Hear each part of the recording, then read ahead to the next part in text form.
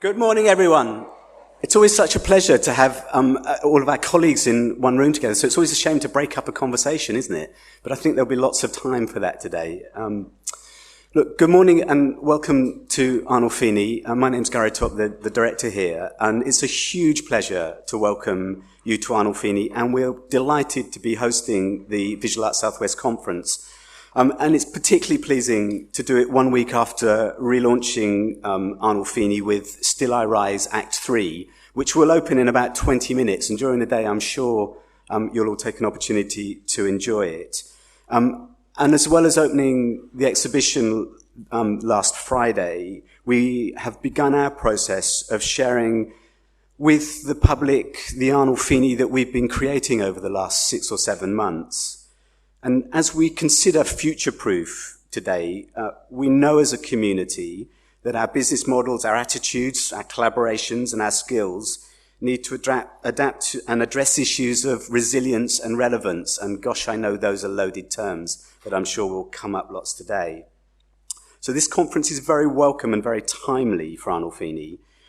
We believe that over these last few months we've created a foundation, but that we have a lot to learn and a lot to consider and to adapt to. And I'm really looking forward to the conversations today to help my thinking and our thinking through that process and on our journey. One of the biggest shifts in our practice relates to our increasingly close and very dynamic relationship with the University of the West of England. And our building, this building, Bush House, often just known as Arnolfini, but actually Bush House, is both Arnolfini's home and a key part of the university's city campus, as is Spike and Watershed. Now, really, what we have in this building then is a building that faces to the public through Arnolfini, but is actually also home to the School of Art and Design for the university. And that means the academic community, the student community, the public community, the community that is us in the visual arts world, all come together in this building. And I'd encourage you to think of Arnolfini and Bush House as that cultural community. And really that's 5 floors on a beautiful harbour side in a fantastic city of creativity, which feels like a pretty special thing to be thinking about and working about, and we look forward to doing that with you. So thanks again for coming. Forgive me for having such a bad cold today. I'll try not to pass it on, but it is a pleasure to welcome you here, and I'm sure it's going to be a great day. Thank you very much, and thank you, Paula.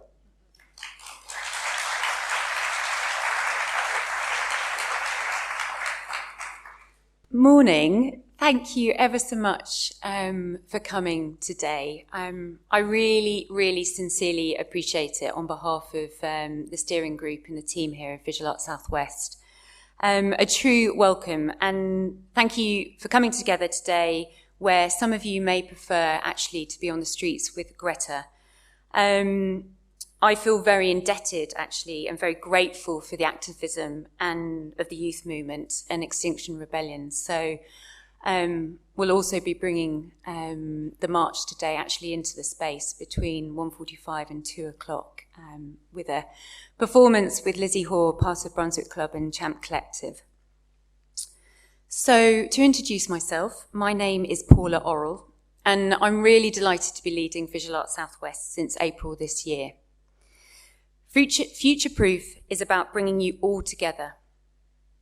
We could have easily included 100 more people today from the region and afar. I would like to give a special thanks to Nella Arn, who runs the curatorial space Obsidian Coast in Bradford-on-Avon, and we work together on Vigil Arts Southwest. There you are.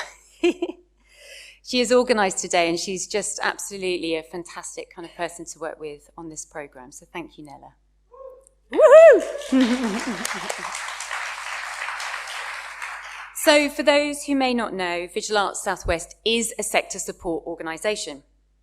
It is our mission to advocate, to challenge, and enable the visual arts to thrive in the Southwest.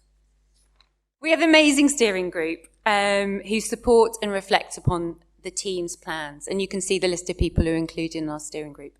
We meet 4 times a year, who support our small wee team, which includes Dan Waller, who's here today, who runs our social media and comms, and also Bo Lanyon, who's a freelance, who's working on the website, launching our new website with us, hopefully early next year. We really rely on the support of our steering committee.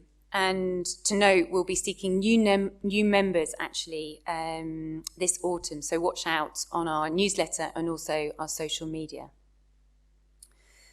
We are in residence and supported by Spike Island. Spike, we are funded by the National Portfolio Organisation, but actually also sit separately as part of a national network called Contemporary Visual Arts Network, which used to be the kind of original turning point back in the day in 2008, 2009.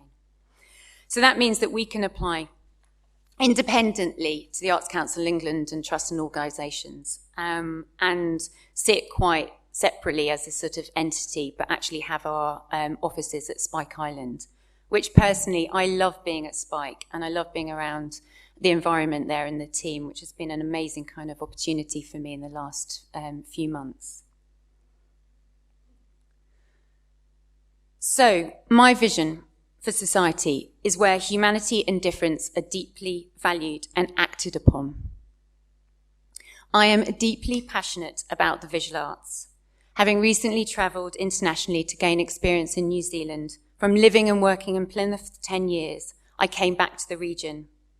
As I feel a part of this place, like many of you in the Southwest, it seeps into your physical being. My experience in the region is working very collectively in Plymouth to develop a thriving visual arts ecology.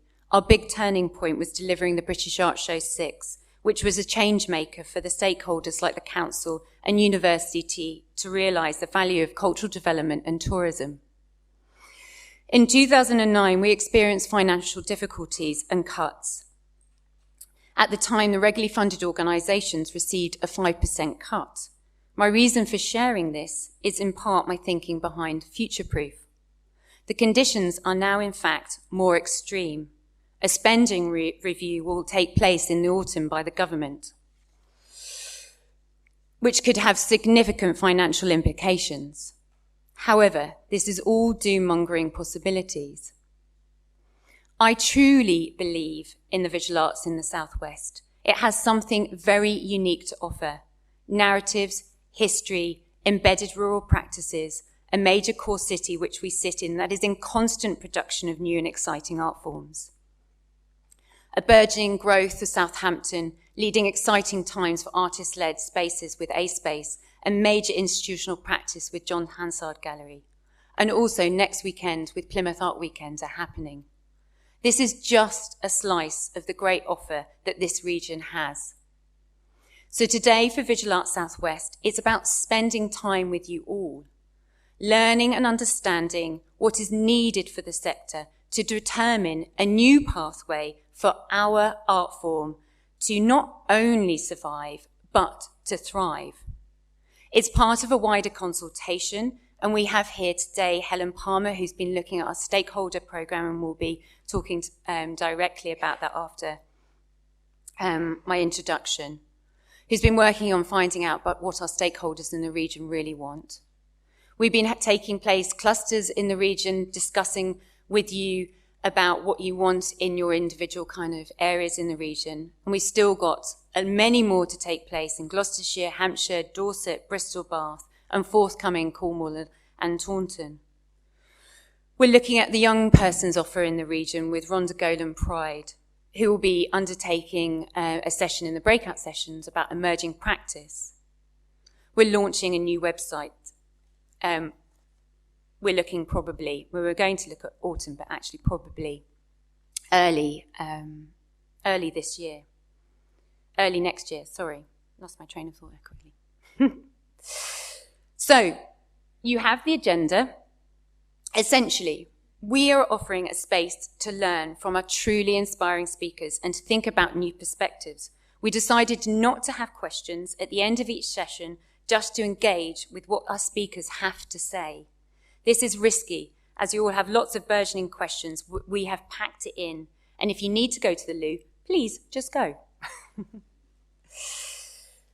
At the end of the day, we'll have a summary from Kieran Swan, who is the head programme here at Arnolfini.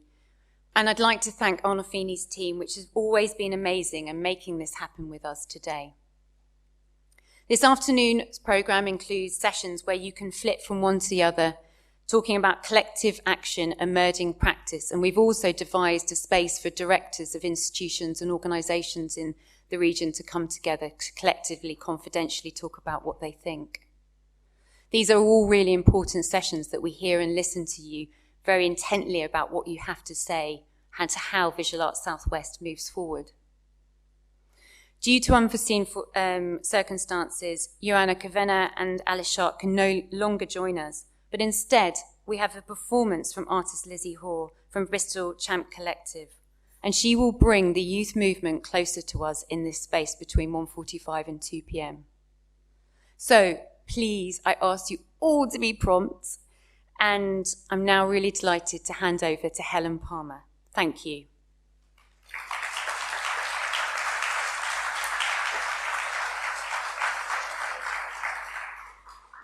Morning, everyone. Great to see so many of you here. As Paula said, we've been commissioned to do a piece of work looking at strategic communications and advocacy for Visual Arts Southwest. So, of course, first stage of that is doing our own research and doing consultations. And I want to thank all of you that have contributed to that process so far.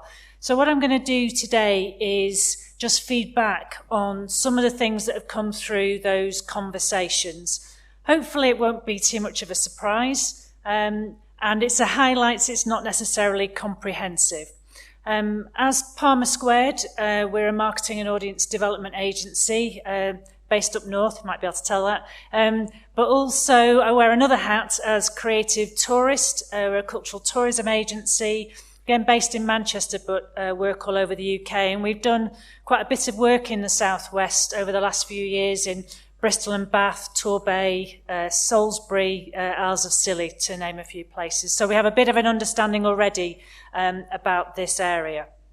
So just to start with, some of the issues and challenges that have come through in the conversations. Wow, I can't read that even with my glasses, I'll have to look up there. No surprise to start with that a lot of the feedback was about the challenging economic times that we're all faced with, that urgency about just focusing on survival, where's the next funding coming from, rather than feeling confident about thriving. But obviously that is something that is uppermost in everybody's minds, whether you're an individual artist or running a gallery. Certainly, again, this is not new in the sense that this pressure on delivering a whole range of benefits, particularly pressure coming from funders and partners around delivering economic benefit, but also being seen to deliver on a wide range of social benefits and being able to measure and evidence social impact as well as economic impact.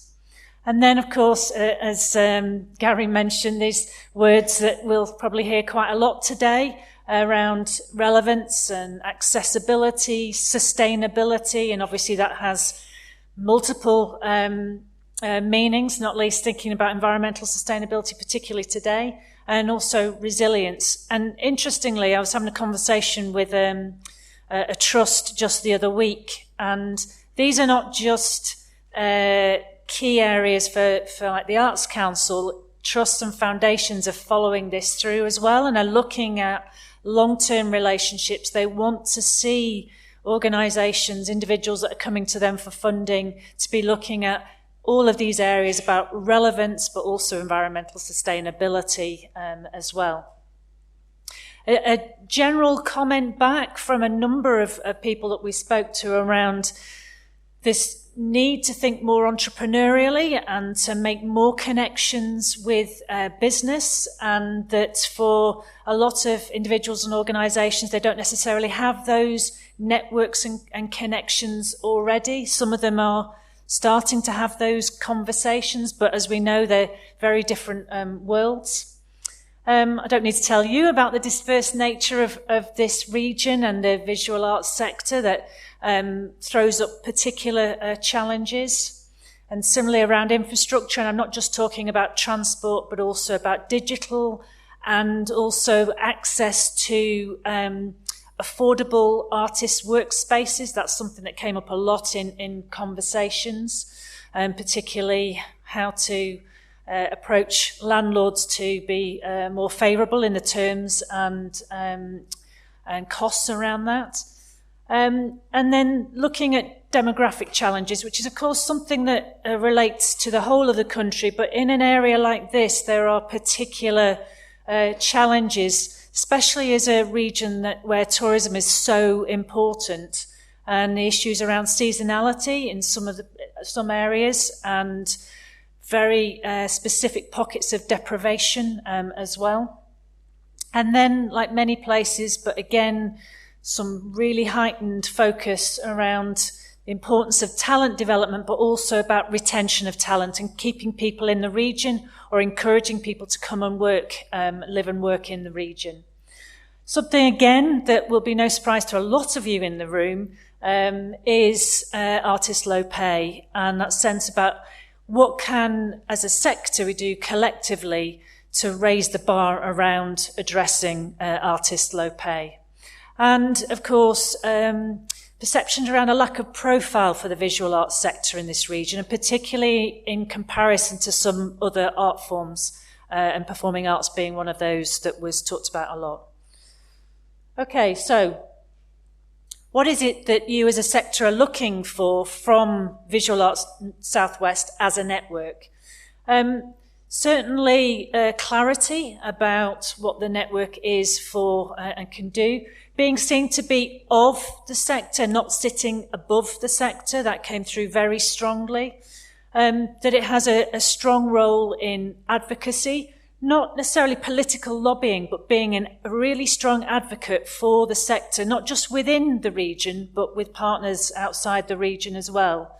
And being seen as a catalyst, not necessarily just going off and delivering its own projects, but a catalyst working with you and being an active partner to help facilitate activity. And then obviously, as Paula mentioned, the website is so crucial to so many in the region to be able to access information, find out about opportunities, and also a place to share learnings. And that's something that Paula and the team are looking at in the redevelopment of the website. And then obviously it's a network. So the importance about feeling connected, that came through so strongly from everyone that we spoke to. And being able to really help to galvanise cluster working in certain geographical areas as well. But importantly, of course, is being able to talk about what those measures of success are. And that's not just about justification of the network. That's not really what this is about. This is about measures of success for you as the visual arts sector. So that Visual Arts Southwest can be seen as the go-to place for a number of key services, and from an advocacy perspective, for a place to go for advice, no matter where you are in your career, but also to be able to be signposted to other places and other sources of information. So, what does this mean going forwards? Some key principles for the network to think about moving forward. Again, probably no surprise, but to be the champion for the Visual Arts Southwest sector, to be seen as a collaborative force, to be able to facilitate partnerships, but using data. So being, and I would say this as a marketeer, but that focus on data-driven insights, so looking at where the need is and prioritising around that, to help to leverage support and funding to enable activity to happen, supporting professionalism across the sector, but also really important to prioritise your needs, not what the network thinks are the priorities, but responding to what you're saying are the priorities. So, what does that mean as far as building from now? Paula's not been at Visual Arts Southwest for very long, so this is a new stage of the organisation. One of the things that came through very strongly was the need to not just look inwards within the Southwest, but to also be looking nationally and internationally. So many of you are working in the national and international sphere, so it's really important to draw in that knowledge and expertise as well. And obviously to help to inspire new ideas, potentially new sources of funding, new partnerships, new work. And also that links into some of those other things that I talked about talent attraction and retention as well. So raising the visibility of the visual arts sector is really important. You're doing amazing work in this sector, and it's really important that that gets the profile that it deserves, and it also then helps to leverage more support and funding for the sector. Focusing on the bigger issues, so not getting too bogged down in some of the smaller issues, but especially as a network with limited resources, prioritising those bigger issues. And being seen as a neutral broker, not someone who's coming in with an agenda, but a neutral broker between the different players within the sector, whether you're an individual organisation or a gallery or a non-venue based organisation or network, cooperative or whatever your status is. And then also something that a number of people talk to us about is because the lines between art forms are often blurring now. So when we talk about contemporary visual arts, there's a lot of connections with other art forms. So where can Visual Arts Southwest help to make those connections with other art forms, but also with other networks and agencies? And then obviously the long-term goal is about having a more resilient visual arts sector in this region. So what are the next steps? Paula mentioned there's going to be a closed session this afternoon, which I'm facilitating to further this conversation. So I'm looking forward to that. Hopefully some good discussion will come out of that. We'll be producing a communications and advocacy strategy coming out quite soon. But we wanted to input from today in that strategy and identifying what some of the key milestones are for the network and the region going forward. So that's a whistle-stop tour through some of the feedback that we've had so far. Please do come and say hello. I know I've spoken to a number of you on the phone, or you've completed surveys, and I look forward to meeting more of you. And have a brilliant day today. Thank you.